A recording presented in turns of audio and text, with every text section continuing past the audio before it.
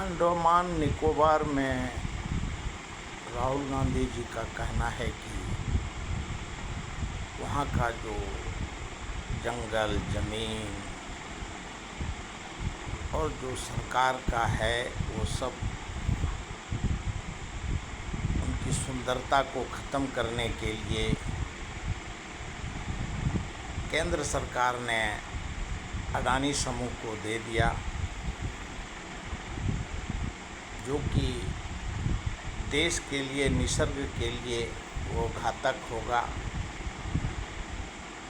जीव जंतु जानवर सभी के लिए हानिकारक होगा।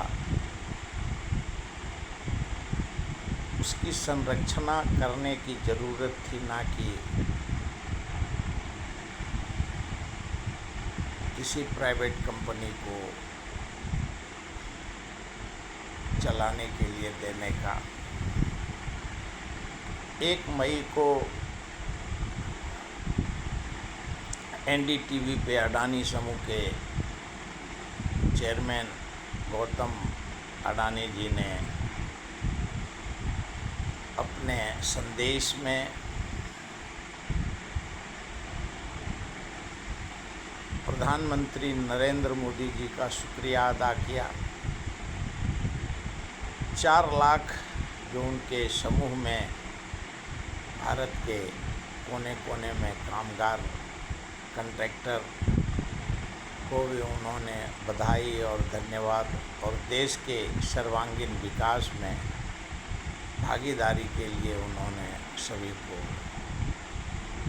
धन्यवाद और बधाई दिया। और उन्होंने कहा कि धारावी परियोजना और कश्मीर से कन्याकुमारी तक जितने अडानी समूह का कार्य क्षेत्र है, कामगार हैं, सभी देश के सर्वांगीण विकास में भागीदारी है, और सभी को उन्होंने बधाई दिया।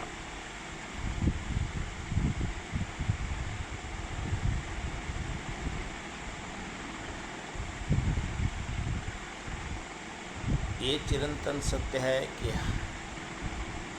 देश में कश्मीर से कन्याकुमारी तक जो 4 लेन रोड है, नल है, जल है, जनता का उपयोगी खांडला बंदर हो, और जितने भी सरकारी समूह थे सभी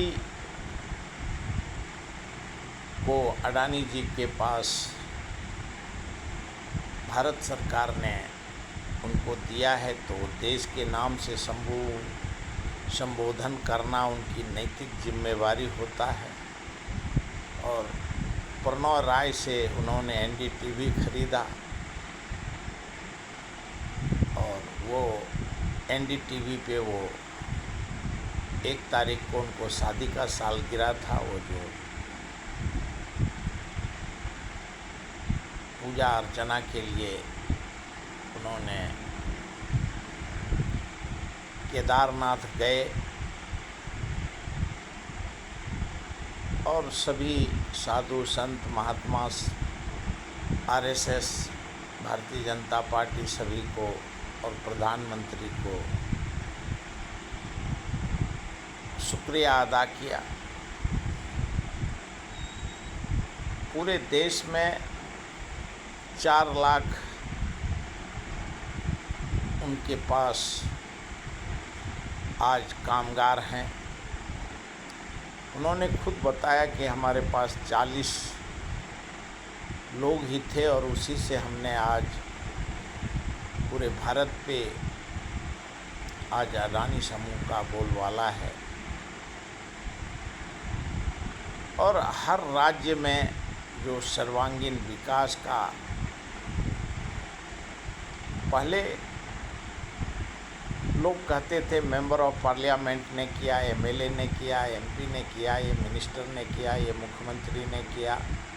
ये प्रधानमंत्री ने किया। लेकिन जो आते 12 वर्ष में सभी जगह कश्मीर से कन्याकुमारी तक, चाहे रोड हो, हॉस्पिटल हो, ज़मीन हो, जंगल हो, पोर्ट हो, रेल हो, तेल हो, भेल हो, सभी अडानी जी के, अडानी इंटरप्राइजेस, अडानी पावर के पास पूरा देश। अभी नया मीटर, जो पुराने मीटर को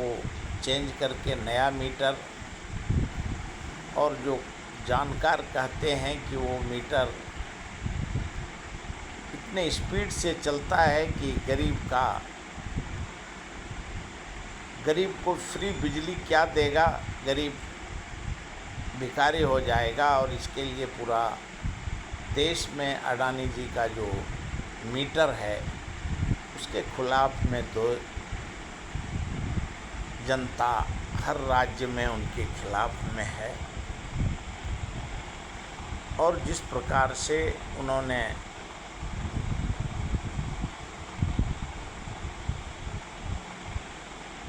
विकास में, भारत के विकास में वो भागीदारी हैं। और आज जो अडानी जी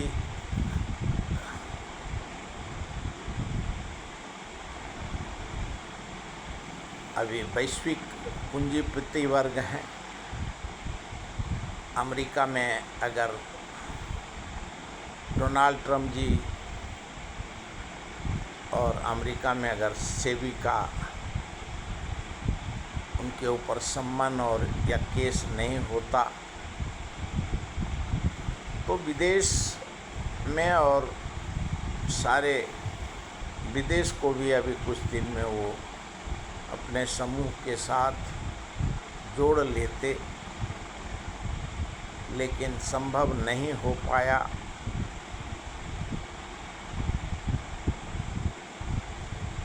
लेकिन उन्होंने जो संबोधन किया उससे दुनिया में एक संदेश तो जा रहा है कि क्यों रिटायरमेंट का चादर आरएसएस ने जो कहा था कि ओढ़ना पड़ता है, और अमेरिका का राष्ट्रपति डोनाल्ड ट्रंप जी भी पूंजीपति वर्ग और व्यापारी वर्ग से आते हैं। पहले डोनाल्ड ट्रंप जी, मोदी जी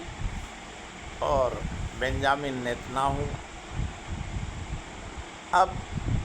जो युग आ रहा है, क्यों ये संदेश से, अडानी जी के संदेश से यह दुनिया में सिग्नल जा रहा है कि शायद मोदी जी को रिप्लेस अडानी जी करेंगे प्रधानमंत्री के रूप में, और मीडिया जगत में चर्चा चल रहा है। और जो सुब्रमण्यम स्वामी, मधु किश्वर, मुरली मनोहर जोशी और हर नेता आरोप प्रधानमंत्री जी के ऊपर लगाते हैं,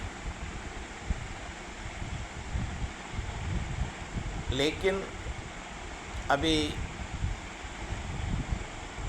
मोदी जी सख्त रूप से 5 राज्य का चुनाव संपन्न करके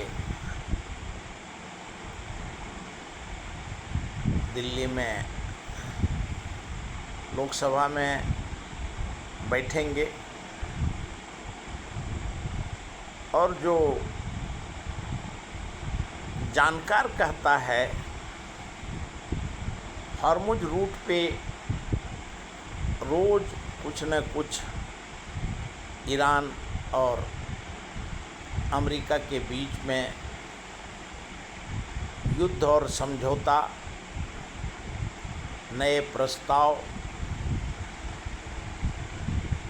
नए विचार और उसमें भारत में जो स्मगलिंग भी बढ़ा हुआ है और विरोधी पक्ष आरोप लगाते हैं कांडला बंदर से आता है और कांडला बंदर बोलने से नहीं होगा। जब अगर कल भारत का प्रधानमंत्री के रूप में अगर अडानी जी ने शपथ लिया, वैसे उनके पार्टी में नितिन गडकरी, देवेंद्र फडणवीस जी, आदित्य योगी जी हैं, शिवराज सिंह चौहान हैं, सभी प्रधानमंत्री के दावेदार हैं। लेकिन उस अमित भाई शाह हैं, लेकिन उस सबसे भी सशक्त जो 1 मई के बाद जो कामगार दिवस पे संबोधन भारत के सबसे बड़े पूंजीपति वर्ग, वैश्विक सेठ साहूकार, उन्होंने जो संबोधित किया अडानी समूह के कामगार को, अधिकारी को और देश के जनता को, क्यों 4 लाख मजदूर पूरे भारत में उनके हैं और हर जगह उनका कश्मीर से कन्याकुमारी तक अडानी एयरपोर्ट है, पोर्ट है, भेल है, ONGC है, पावर प्रोजेक्ट है और पूरे देश में जो उन्होंने संबोधन किया उसका हर मीडिया अपने अपने तरह से वर्णन कर रहा है कि क्या आते हुए वक्त में हम भारत का प्रधानमंत्री के रूप में अडानी जी को हम देखेंगे। भारत में 993 रुपया औद्योगिक गैस और 261 LPG और इसके बढ़े हैं और संकट भारत के ऊपर आज भी है। तो महंगाई जब वैश्विक होगा तो भारत के जनता को भी उसका खामियाजा भुगतना पड़ेगा। अभी 5 राज्य का इलेक्शन संपूर्ण होने के बाद राहुल गांधी ने पहले ही कहा दिया था 29 तारीख को ही कि महंगाई सबसे ज़्यादा बढ़ने वाला है और अब जो पेट्रोल डीजल बढ़ गए वो पूरा देश का जनता, भारत का जनता तो कम से कम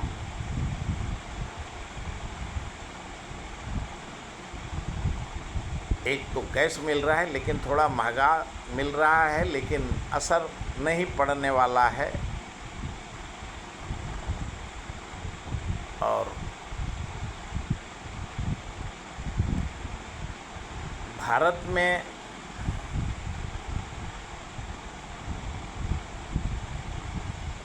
जो वेस्ट बंगाल में इलेक्शन हुए 5 राज्य में और